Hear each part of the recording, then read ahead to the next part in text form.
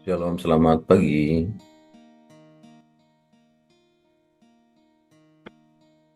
Pagi hari ini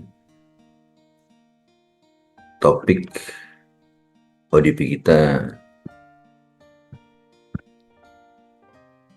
saya ambil dari Matius 28 ayat 18 sampai 20. Judulnya Amanat Agung. Bahasa Inggrisnya The Great Commission. Demikian firman Tuhan. Yesus mendekati mereka dan berkata, "Kepadaku telah diberikan segala kuasa di surga dan di bumi. Karena itu pergilah, jadikanlah semua bangsa muridku dan baptislah mereka dalam nama Bapa dan Anak dan Roh Kudus. Dan ajarlah mereka melakukan segala sesuatu yang telah kuperintahkan kepadamu. Dan ketahuilah, aku menyertai kamu senantiasa sampai kepada akhir zaman." Saudara yang saya kasihi, Matius 28 ayat 18 sampai 20 ini merupakan bagian penutup Injil Matius yang berlatar belakang adanya pertemuan antara Yesus yang telah bangkit dengan para muridnya di Galilea. Pada waktu itu, Maria Magdalena dan teman-teman datang ke kuburan, lalu mereka melihat kuburan kosong, dan di sana di atas batu itu ada malaikat Tuhan berpesan kepada mereka supaya mereka bertemu dengan murid-muridnya, murid-murid Yesus, dan berikan pesan supaya para muridnya datang ke Galilea untuk bertemu dengan dia. Dan di tengah-tengah perjalanan, Maria Magdalena juga bertemu Tuhan Yesus, dan Yesus juga menyampaikan sekali lagi pesannya supaya memberitahukan kepada murid-muridnya untuk mereka datang ke Galilea dan bertemu dengan dia. Menurut seorang ahli teologi atau teolog, Injil Matius menempatkan amanat agung sebagai klimaks dari seluruh pelayanan Yesus, yang menunjukkan bahwa misi merupakan bagian integral dari identitas gereja, di mana Yesus yang telah bangkit memberikan mandat kepada para murid untuk melanjutkan karyanya di dunia. Artinya, saudara, bahwa sesungguhnya misi atau amanat agung itu adalah misinya Yesus, misinya Tuhan. Gereja dalam posisi pelaksana dari misi itu di tengah-tengah dunia ini, atau pelaksana misi Yesus, misi kerajaan Allah di dunia ini. Sekarang coba kita lihat ayat per ayat tentang ayat ini. Yang pertama, ayat 18. Karena ini penting, sebelum Yesus menyuruh mereka untuk pergi, ayat ini menjadi sangat penting untuk kita ketahui bersama. Yesus kemudian mendekati para murid dan berkata, "Segala kuasa di surga dan di bumi telah diberikan kepadaku." Dalam bahasa Yunani-nya tertulis edote moye pasa exousia. Istilah exousia berarti otoritas atau kuasa yang legal dari sebuah pemerintahan. Dalam konteks ini, exousia adalah otoritas atau kuasa yang diberikan oleh pemerintahan kerajaan Allah kepada gerejanya. Otoritas ini bersifat universal, dan ini menjadi dasar yang penting atau dasar teologis bagi misi gereja, karena gereja diutus bukan atas otoritas manusia, bukan atas otoritas manusia, tetapi atas otoritas Yesus sendiri. Nah, di ayat 19, mandat pemberitaan seperti yang tertulis, karena itu pergilah, jadikanlah semua bangsa muridku, adalah perintah utama amanat agung. Jadi sekali lagi kita garis bawahi bahwa perintah utama amanat agung bagi gerejanya adalah melaksanakan misi kerajaan Allah, yaitu amanat agung itu sendiri. Dalam teks Yunani terdapat kata kerja utama.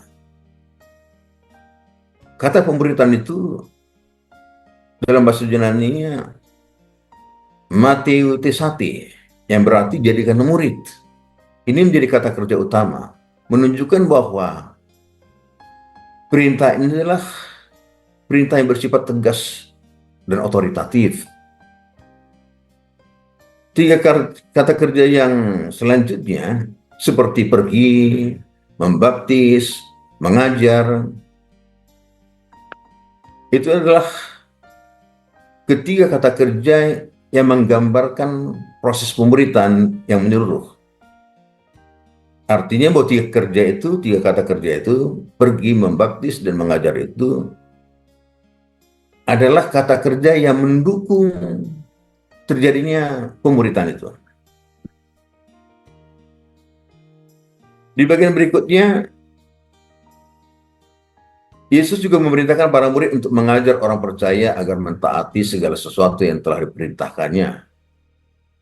Nah, hal ini menunjukkan bahwa pemberitaan bukan hanya berkaitan dengan pertobatan saja atau pertobatan awal, tetapi juga mencakup sebuah proses pembentukan kehidupan yang berkelanjutan. Sebuah proses pembentukan kehidupan yang berkelanjutan. Seorang teolog bernama Robert A. Coleman menekankan bahwa pemberitaan merupakan strategi utama Yesus dalam membangun generasi pemimpin rohani yang akan melanjutkan misi kerajaan Allah itu, atau misi Yesus sendiri. Bagian berikutnya, di ayat yang 20b, atau bagian ayat yang terakhir, Yesus menyatakan sebuah janji kepada gerejanya bahwa Dia akan menyertai gerejanya dalam pelaksanaan amanat agung itu sampai kepada akhir zaman. Jelas sekali saudara, di ayat 18 tadi sudah dikatakan bahwa Yesus memberikan otoritas ilahi, otoritas kerajaan Allah kepada gerejanya. Kenapa? Karena pada waktu Yesus berteman dengan murid-muridnya, ada beberapa muridnya yang kemungkinan ragu ketika ada perintah itu untuk memberitakan kabar baik, Injil, amanat agung, atau amanat agung ke seluruh dunia. Mereka merasa ragu. Bagaimana mungkin mereka bisa melakukannya? Itu sebabnya Yesus di awalnya sudah menyatakan bahwa segala otoritas sudah diberikan kepada Dia. Artinya bahwa itu memberikan kekuatan kepada para murid, kepastian atau legalitas kepada murid bahwa mereka pergi melakukan amanat agung itu memiliki otoritas atau atas otoritas kerajaan Allah, atas otoritas dari Tuhan Yesus. Nah, di bagian yang terakhir saudara, mengapa pemuritan menjadi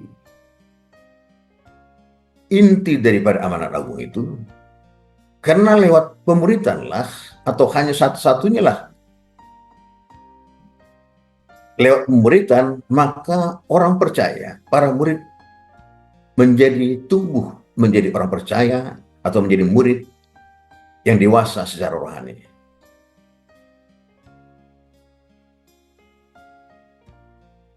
Karena hanya lewat pemberitaan gereja Tuhan atau Yesus atau gereja Tuhan akan menjadikan banyak pekerja-pekerja untuk melaksanakan misi kerajaan Allah itu di tengah-tengah dunia ini. Di Matius 9 ayat 37 dikatakan, tuaian memang banyak, tetapi pekerja sedikit. Karena itu mintalah kepada Tuhan yang punya tuayan supaya ia mengirimkan pekerja untuk tuayan itu. Saudara yang saya kasihi, betapa pentingnya kita atau gereja memiliki banyak pekerja. Karena tuayan sudah menguning, karena tuayan banyak, karena waktu Tuhan sudah dekat. Oleh karena itu, mari kita sebagai orang percaya untuk bisa dimuridkan dan memuridkan supaya gereja Tuhan memiliki pekerja yang banyak untuk tuayan yang sudah menguning. Tuhan Yesus memberkati kita semuanya.